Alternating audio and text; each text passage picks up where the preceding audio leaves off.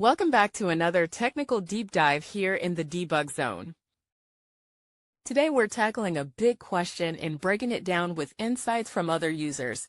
Hopefully this clears up some misconceptions and helps you get the answer you need.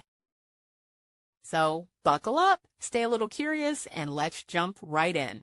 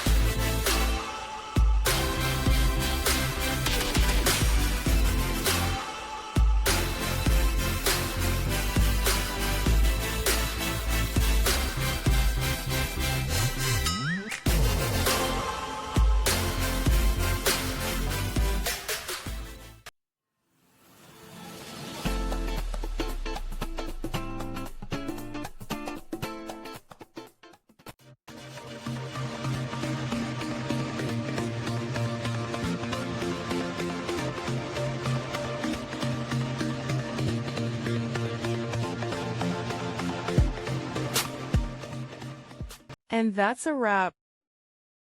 I hope you found the answer you were looking for. If you did, take a second to hit that subscribe button. It really helps out.